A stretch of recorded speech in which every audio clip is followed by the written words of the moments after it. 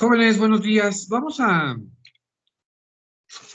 continuar y ahora vamos a ver este juicio sumario de usucapión. Vamos a empezar con este procedimiento para que ustedes lo conozcan, vean ustedes cómo se desarrollan y demás circunstancias. Primero, vámonos primero, antes de todo esto, al Código Civil, ¿vale? Porque en esta parte del Código Procesal refiere de la procedencia. Dice en la procedencia, el juicio de usucapión. Se tramitará en este procedimiento especial el juicio de usucapión o prescripción positiva, de buena fe sobre inmuebles con superficie igual o menor a 200 metros cuadrados, o cuyo valor no exceda lo establecido en el artículo 3, fracción en el artículo tercera fracción 40, inciso B del Código Financiero del Estado de México y Municipios. Entonces, bueno, nos refiere un tipo de procedencia. Pero nos refiere, vámonos por favor al Código Civil del Estado de México y vámonos al 5.127. Artículo 5.117. 5.127.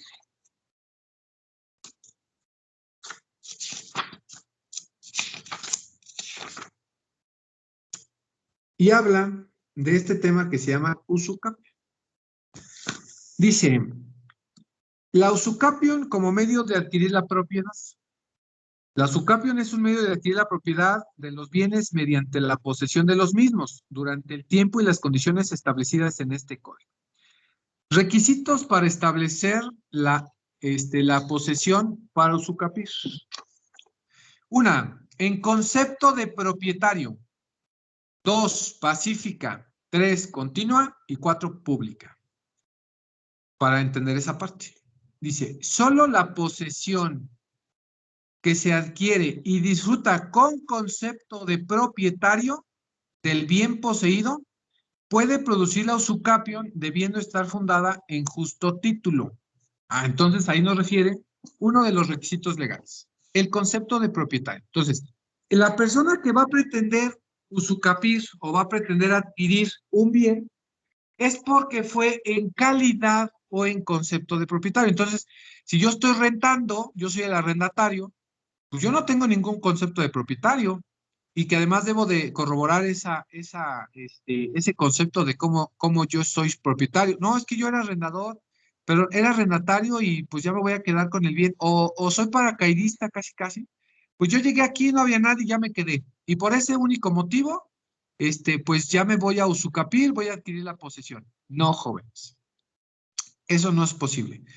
Los únicos que pueden ocupar este concepto, esta figura jurídica de la usucapión, es quien haya adquirido en concepto de propietario el bien. Es decir, que yo lo compré y que no he hecho los trámites legales, pero a mí la gente me conoce porque me lo vendió el dueño. Lo adquirí, tengo un contrato de compraventa o un contrato de permuta o un contrato del que sea, ¿sale?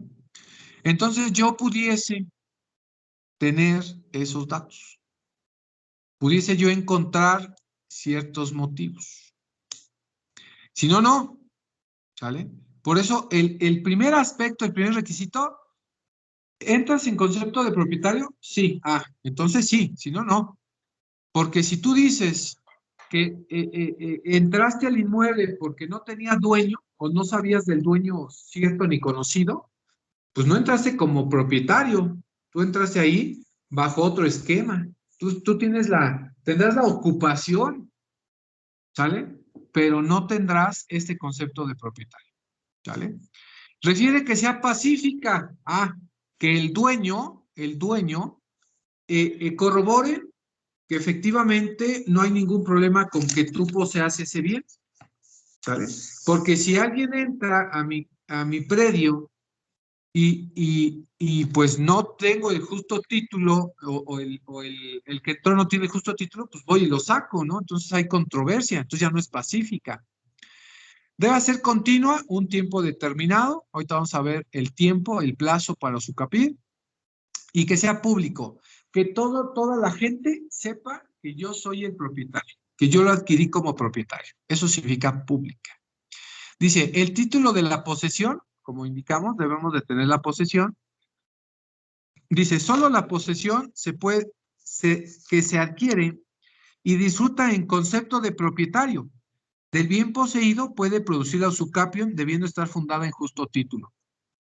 Entonces, el hecho de que yo tenga la posesión es porque yo lo hice en concepto de propietario. Vuelvo a decir, esta parte del concepto de propietario está muy específico, muy identificado. No puede ser de otra forma. Es única y exclusivamente así.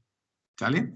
Y ahora bien, viene el plazo en los que yo deba de tener esta posesión, ¿sale? De manera continua. Y dice el 5.130. Dice, se van a adquirir por usucapión, 1, en 5 años.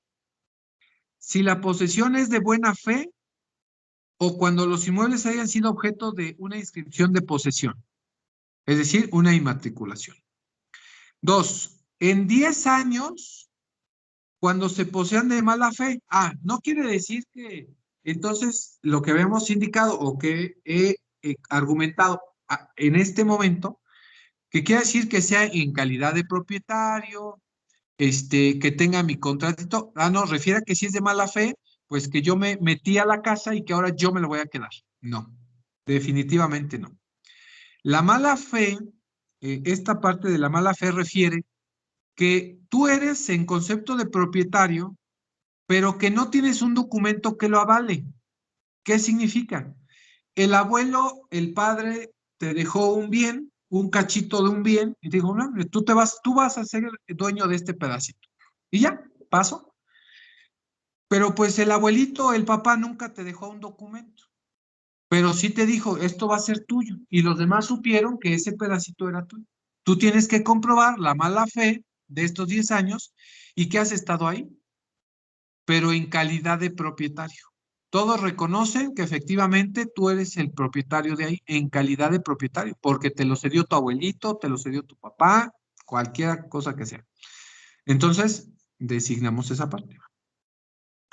3. Aumentará en una tercera parte el tiempo señalado en las fracciones anteriores si se demuestra que el poseedor de la finca rústica no ha cultivado durante el mayor tiempo, durante la mayor parte del tiempo que la ha poseído, o que por no haber hecho el poseedor de finca urbana las reparaciones necesarias, ésta ha permanecido deshabitada la mayor parte del tiempo. Acuérdense, continua. Entonces se va a aumentar en una tercera parte de estos 5 o estos 10 años en caso de esta parte. ¿Sale?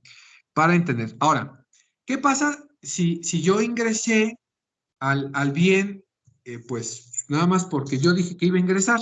Bueno, fíjense lo que dice. Artículo 5.131. La posesión adquirida por medio de un delito no genera derechos para adquirir la propiedad por usucapión. ¿Cómo creen que va un paracaidista que entró a la fuerza a un domicilio, pues va a generar derechos para ser propietario? Nunca jamás. Ni él ni un arrendatario. Nunca.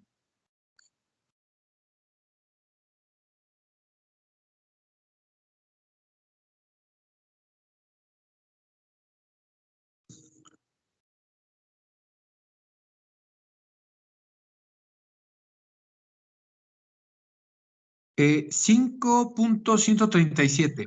Casos en los que no procede la usucapión. La usucapión no opera en los siguientes casos. 1. Entre el ascendiente y descendiente, padre e hijo, única y exclusivamente durante la patria potestad. 2. Entre los cónyuges. 3. Contra los incapacitados mientras no tengan representante legal. 4. Entre los incapacitados y sus tutores y curadores mientras dure la tutela.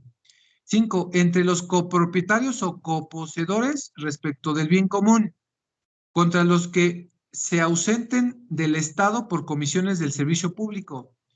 Y 7, contra los militares en servicio activo que se encuentren fuera del Estado. Y contra bienes inmuebles del Estado y municipios. Bueno, son bienes del dominio público.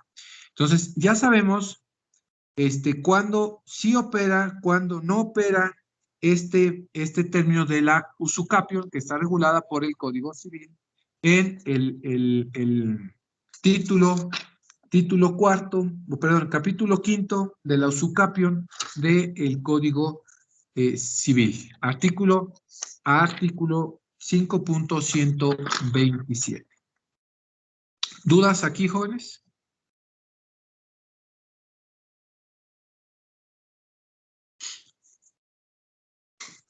No, profe. Bueno, sí. ¿Por Adelante. qué? Bueno, yo tengo una duda. ¿Por qué si una persona que se mete ahí dice que no puede quedarse con eso? ¿Por qué los juicios duran mucho? Porque los tramitamos mal, están mal tramitados. O sea, para que tú recuperes tu bien, a eso te refieres, ¿no? O sea, si esa persona está, Exacto. yo quiero que se salga, estás tramitando un juicio mal para solicitar ese desalojo, ¿no? Tú quieres que te los regresen. ¿Qué juicio o qué proceso estás realizando? Motivo por el cual está tardando tu proceso. Bueno, posiblemente estás tramitando o se tramitó otro tipo de acción cuando debiese ser otra. Porque para poder ir a sacar a una persona puedes tramitar 2 o 3 juicios, dependiendo cuál sea el caso preciso. El caso que les mostré la sesión anterior, pensó el abogado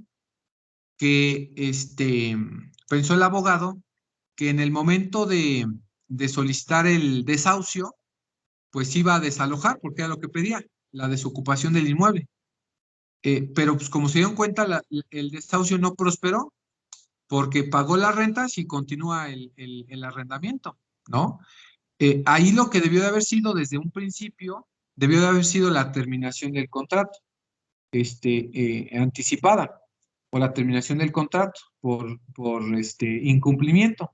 Terminas el contrato por incumplimiento, por el pago de las no rentas y lo hubiera recuperado desde mucho antes. Hoy, por ejemplo, fue septiembre del 2020, no, pero noviembre de 2020, y hoy estamos en agosto y no se ha recuperado el inmueble. Entonces, son ciertas situaciones que nosotros debemos de visualizar qué podemos hacer. Si también queremos que se desocupe porque, pues de repente dije, caray, ¿y este qué hace aquí, no?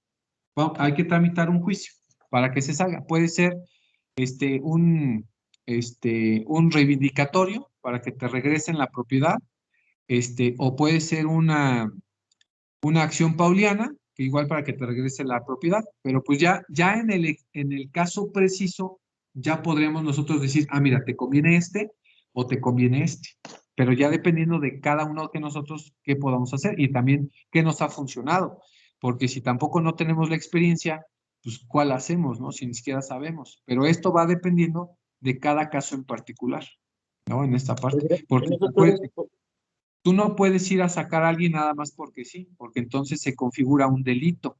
Entonces, para evitar todas estas partes, todas estas situaciones, pues llevártela por la parte legal, ¿no? Decir, no, pues no, mejor tranquilos, pero seguros. ¿Sí? Ok, profe. ¿A qué va?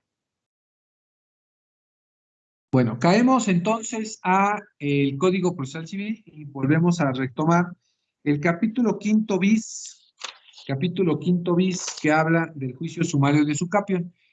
Vamos a establecer este juicio sumario, va a ser sumario, porque identifica específicamente que este proceso se va a llevar a cabo bajo este término, ¿sale?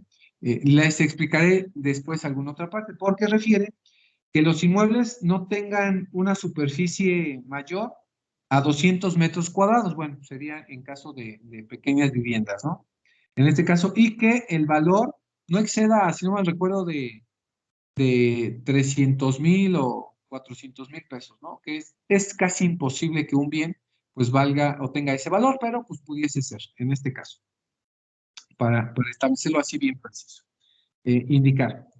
Dice, artículo 2.325.2, dice de la supletoriedad, dice, en lo que no se oponga a la naturaleza del presente procedimiento, son aplicables las disposiciones del juicio ordinario civil. Refiere, ojo, si no hay procedencia para tú tramitar un juicio sumario, porque acuérdate que es un juicio especial, se llama juicio sumario. Si no tienes esta idea del juicio sumario, entonces, si no, haz un juicio ordinario de usucapión. Entonces, hay dos formas de realizar un juicio de usucapión en el Estado de México. Si reúne las características de la procedencia que indica que el inmueble no sea mayor a 200 metros cuadrados y que no exceda de 450,000 pesos el valor, lo puedas llevar en este juicio sumario. Si excede, dice que la supletoriedad, entonces lo realices por un juicio ordinario civil de usucapión, ¿sale? Pero más o menos en esa parte nos vamos a entender. Ahora bien, dice, en cambio de vía, cuando el demandado al contestar la demanda promueva reconvención, el juez ordenará la tramitación del juicio en la vía ordinaria civil, dejando subsistentes las actuaciones relativas a la fijación de la controversia. Entonces, esta procedencia del juicio sumario es porque sí se hizo la venta, sí está conforme el vendedor y que pues básicamente está aceptando todo, pero si reconviene, entonces ya no va a ser un juicio sumario, sino un juicio ordinario, ¿sale? Y va a haber litis, ¿no? En esta parte. Porque a lo mejor sí, efectivamente le vendí, pero ¿qué crees? No me terminó de pagar. Entonces, ¿cómo crees que le voy a dar la propiedad si todavía me debe? No, todo puede pasar, ¿no? En esta parte. He visto algunos juicios que solicitan el usucapión, pero como ya se arrepintieron de venderles, ahora le pido, no, ¿sabes qué? Te reconvengo, una reconvención, una contrademanda, y restitúyeme el bien. Dámelo, ¿vale? En esa parte. Para entender esa situación, ¿no? Legitimación pasiva. La usucapión de los bienes inmuebles se promoverá cuando el que aparezca como propietario en el registro público de la propiedad IFREM va a ser en contra de él. O sea, yo puedo tramitar mi usucapión en contra de quien aparezca. O sea, yo tengo que ir entonces al IFREM para ver quién es el propietario legítimo y demandarlo a él. Claro, me voy a llevar al que aparece ahí, al que me vendió y todos los demás, ¿sale? El que aparezca, el que resulte. Ya el juez decidirá si efectivamente, pues me dará la razón de este juicio, ¿no? Entonces ya ingresamos nuestra demanda. Recuerden que antes de esta parte, aquí en la procedencia no refiere cuáles son los requisitos legales, los vamos a comentar aquí. Los requisitos legales de este escrito de demanda de un juicio de usucapión es el contrato de compraventa, el certificado de inscripción de la persona que está inscrita, por eso decía la legitimación pasiva, recibos o documentos que yo compruebe que he estado ahí por el tiempo que me refiere el Código Civil, los 5 años de buena fe o los 10 años de mala fe, para poder, siquiera nosotros solicitar, pues, esta demanda de usucapión, ¿sale? Cuando yo ingreso mi demanda de usucapión, el primer auto, pues, tendrá que ser el admisorio, el de prevención o el de desechamiento. Yo busco siempre pues, el que me admita, ¿no? En el caso me pueden prevenir, aclaro y me estarán admitiendo mi demanda. Posterior a eso viene un emplazamiento. Tengo que ir a emplazar a el dueño, ¿no? El que me vendió. Dice, el emplazamiento se entenderá con el demandado, su representante, mandatario o procurador, entregando instructivo que contenga los requisitos del artículo 1.174 de este código. obviamente del proceso ordinario, levantándose acta de la diligencia, a la cual se agregará copia del instructivo, entregando donde de ser posible se haya recabado la firma de quien atiende o la constancia del resultado de haberlo requerido. El notificador, previo asesoramiento de la identidad del demandado y su domicilio, asentará en el acta relativa los medios por los cuales llega a tal convicción. De encontrarse el demandado, entenderá con éste la diligencia, corriéndole traslado con la demanda y sus anexos, debidamente sellados y cotejados. En caso de no encontrarse la persona buscada, el emplazamiento se llevará a cabo en términos del artículo 1.176 y 1.177. Bueno, para que no se queden con la duda de qué dice desde el 1.174, refiere, el 1.174 refiere notificación por correo de institución, ¿no es cierto? Modo de practicar la notificación personal con la persona que lo refiere y demás. Si no, vamos al 76. En caso de que el notificador no encontrara en el domicilio señalado al demandado o su representante en la primera busca, le dejará citatorio para que lo espere. Si no lo espera, se procederá a notificar por instructivo de notificación personal en el acto, con cualquiera de los parientes o pegándole en la puerta, ¿no? Se entregará a los parientes, empleados o cualquier otra persona que viva o labore en ese domicilio. De negarse el demandado o la persona con quien atienda la diligencia a recibir la documentación relativa al emplazamiento, el notificador fijará en el lugar visible de la puerta de acceso al domicilio y recabará muestras fotográficas de lo anterior. Evidencia fotográfica, ¿sale? Para establecer esta parte. Para determinar esta parte, ¿no? Ahí estamos. Ya cumplimos con el emplazamiento, ¿sale? Vámonos con... Ya este es el emplazamiento. Vámonos con la contestación de demanda. Contestación de demanda.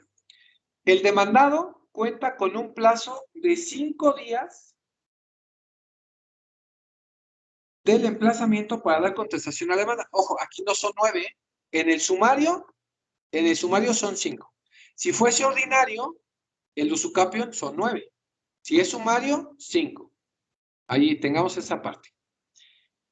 Para entender. Dice, si el demandado no contesta la demanda, aquí está, al día siguiente de fenecido el plazo concedido para tal efecto, el juez revisará de oficio si el emplazamiento se practicó conforme a lo establece este código. Hay que identificar si se llevó a cabo como debe ser. De ser así, sin que medie petición de partes realizará las declaraciones que alude al artículo 2.119 de este código. 2.119. ¿Cuáles son esas declaraciones?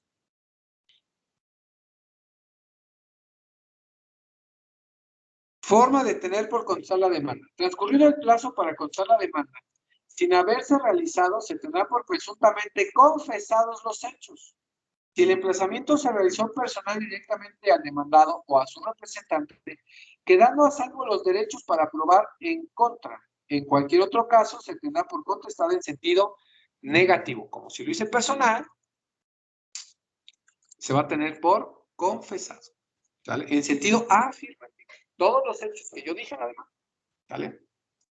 Para tener esa parte. Bueno, en estos 5 días, si no contesté, pero ¿qué pasa si sí contesté y además me allané? Ya sabemos que es esa parte, ¿no?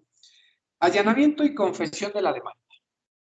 Si el demandado se allana o confiesa expresamente los hechos de la demanda, el juez de oficio turnará el expediente para dictar sentencia definitiva, dentro del plazo previsto en el artículo 2.325.25. Y dice en este artículo que me van a dictar sentencia dentro del plazo de 5 días. Estoy hablando de un juicio sumario de usucapio, ¿sale? En un juicio sumario de usucapio. Pero está bien lenta el internet. Yo muevo y no se alcanza a ver en la pantalla. ¿Qué moví? En esta parte, ¿sale? Ahí ya alcanzó a moverse. Para entender esta parte. Si me allané, pues ya no tiene caso, o yo demandado confesé que sí, pues no tiene caso que se lleve o que se abra un juicio a pruebas. Bueno, queda a manifiesto de el juez que se abra o no a pruebas, ¿no? El juicio. Pero me indica en primer momento que puedo yo irme directamente a la sentencia, en dado caso, ¿sale? Si contesté la demanda, ¿sale? Aquí está, la depuración procesal. Dice, en el auto que tenga por contestar la demanda, se le dará vista al actor con las excepciones hechas valer por el demandado. O sea, en el caso de que se haya contestado y haya oponido algo. Para que dentro del plazo de 3 días, entonces le vamos a dar 3 días, manifieste lo que a su derecho convenga. Y si lo desea, ofrezca pruebas. Sin medir petición de parte, dentro de igual plazo. El juzgador resolverá sobre las excepciones procesales o de cosa juzgada. En los escritos respectivos, las partes ofrecerán las pruebas documentales relacionadas con las excepciones procesales o de cosa juzgada. Cuando estas sean públicas, obren en los archivos de otros órganos jurisdiccionales y no sean exhibidas por las partes, el juez debe de inmediato solicitar a través de oficio su remisión, debiendo el requerido hacerlas llegar dentro de los 2 días siguientes a la recepción del oficio. ¿Sale? Ahí tenemos esa parte. 3 días, manifestar lo que el hecho convenga, ofrecer pruebas de estas excepciones procesales en estos 3 días, si es que fue así. Continuando el proceso, hay un ofrecimiento de pruebas. Sí, se van a ofrecer pruebas.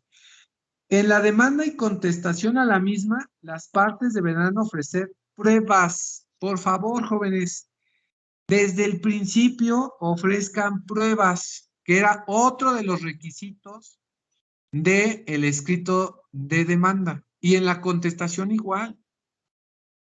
Tengan por una certeza que en todos sus escritos ustedes ofrezcan pruebas, porque si no las ofrecen, se les va a ir el término que aquí refiere que fue a la demanda y a la contestación, y cuando tengan ya ese momento, ya no van a poder ofrecer más pruebas, ¿eh? Porque el momento procesal oportuno no era aquí, en este ofrecimiento de pruebas, debió de haber sido desde la demanda y desde la contestación. No crean que van a venir por evitas, ¿eh? Estoy hablando del juicio sumario.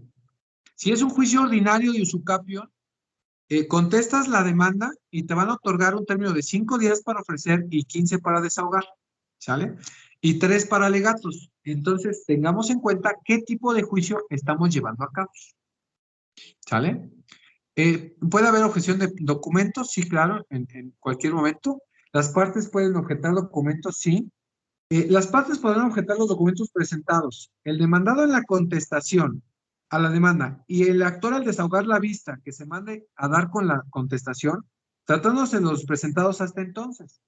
Los exhibidos con posterioridad solo podrán hacerlo en un plazo de 3 días, contados desde la notificación del auto que los haya tenido como pruebas. ¿Vale? Por eso de los supervinientes, ¿no? En esta parte. Y vámonos con el paso 2, o la lámina 2. Nos vamos a ir con la apertura a juicio a prueba. Las pruebas están ofrecidas del inicio, ¿eh? Apertura del juicio a prueba. De no advertirse excepción procesal, resueltas las planteadas, o una vez que quede firme la decisión sobre cosa juzgada, el juez proveerá sobre las pruebas anunciadas, admitiéndolas o desechándolas. Declarará las que se tenga por desahogadas, dada su propia y especial naturaleza, y citará a una audiencia de juicio, donde se desahogarán las que hayan sido admitidas y se encuentren preparadas. Corresponde al juez velar por la oportuna preparación y debido desahogo de dichas pruebas. Entonces, ahí el juez tiene que verificar, va a citar a una audiencia de juicio, donde se deben desahogar las que ya hayan sido admitidas y se encuentren preparadas, velar por esa preparación. El juez tiene que velar por que se lleven a cabo estas pruebas. Ahora bien, para la preparación de este juicio es de las pruebas admisibles en el juicio sumario. ¿Cuáles podrán ser estas pruebas? Bueno, la declaración de parte, ustedes ya las conocen, ya saben cuáles son. La pericial y la testimonial. Son las pruebas que refiere este proceso sumario que tú puedes ofrecer como idóneas, ¿no? En este caso.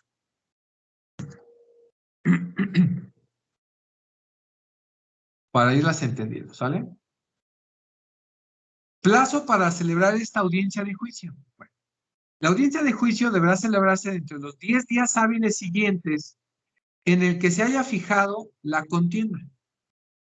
¿Sale? Acuérdate.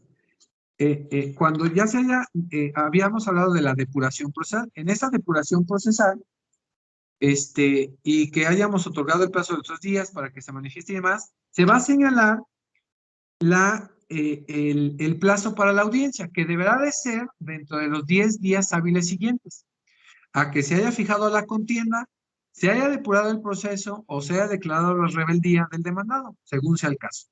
Si fue admitida la prueba pericial y ambas partes nombraron perito, el plazo para celebrar la audiencia será de 20 días. Bueno, ahí tenemos la excepción, ¿vale? Eso es el plazo para celebrar. Bueno, ya estamos en la audiencia de juicio, ¿vale? En la audiencia de juicio, dice, la audiencia será presidida por el juez y se desahogará de forma ininterrumpida hasta su conclusión. El juez señalará con precisión el inicio y el fin de la audiencia, precluyendo los derechos que no se hicieron valer en la oportunidad correspondiente. O sea, si no llegó un testigo, si no llegó la parte, no sé. La parte que asista de manera tardía a la audiencia podrá incorporarse a su desahogo, sin perjuicio de lo dispuesto en el párrafo que antecede. Si ya pasó su confesional, ni modo, ya pasó y se tendrá por enterado como como confeso de los hechos.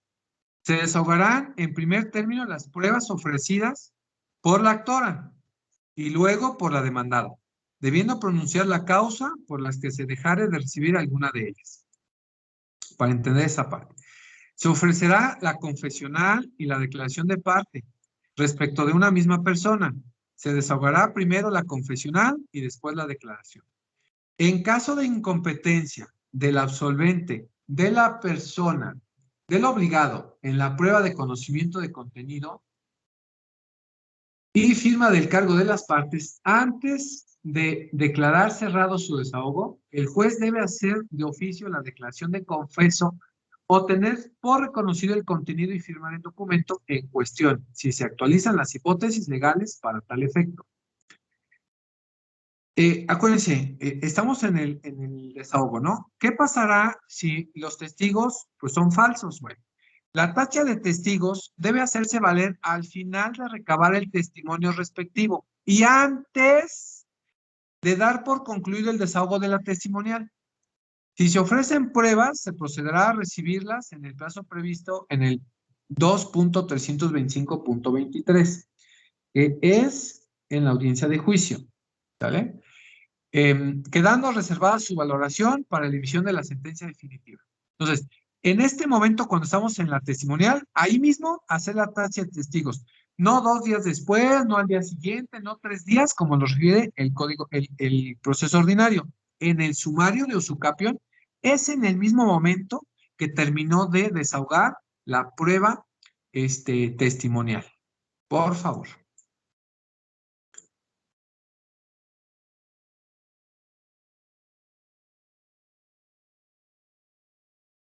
Y nos vamos con la última parte.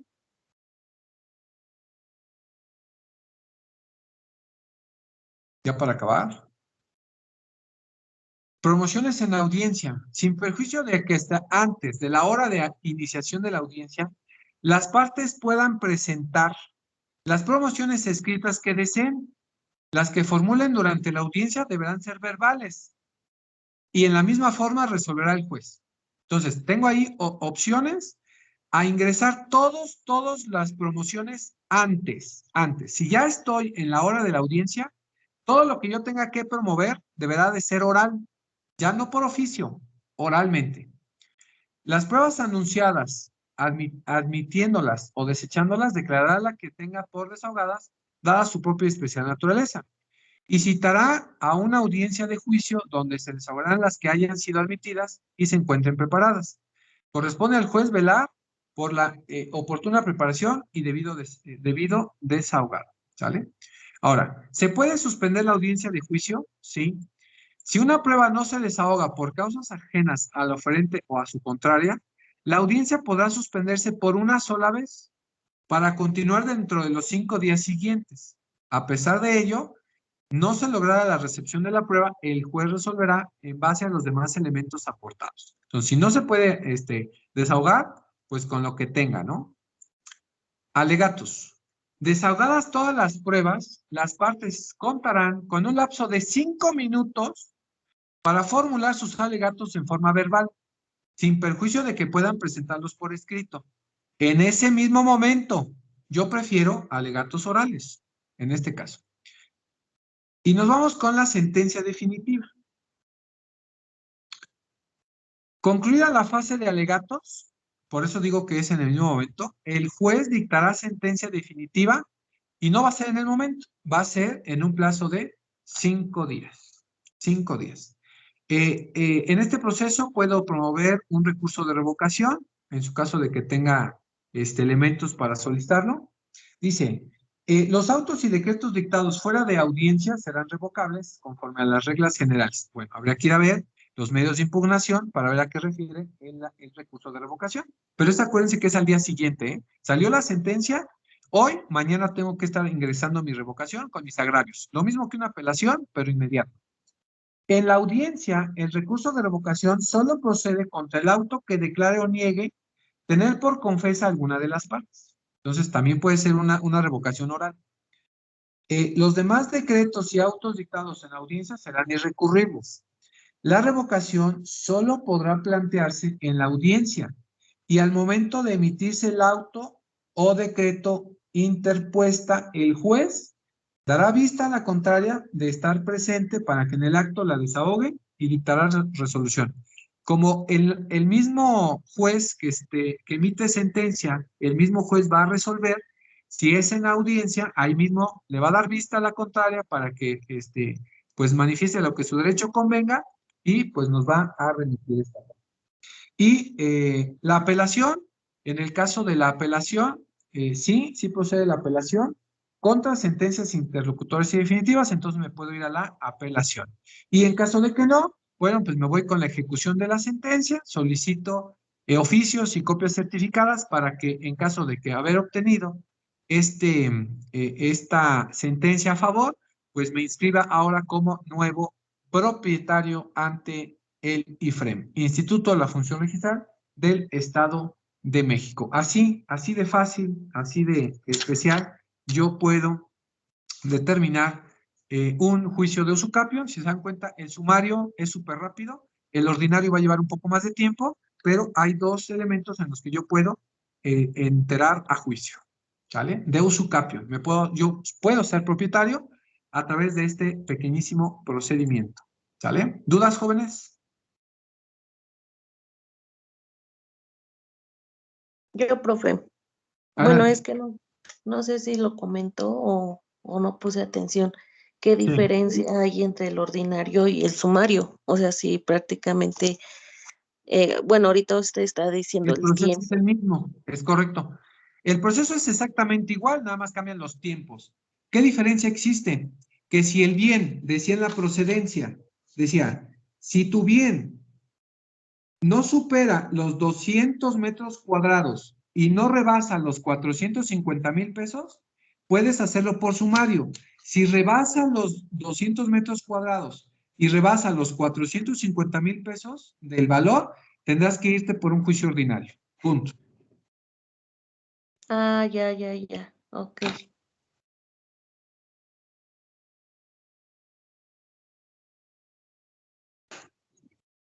Perfecto, jóvenes. Muchas gracias.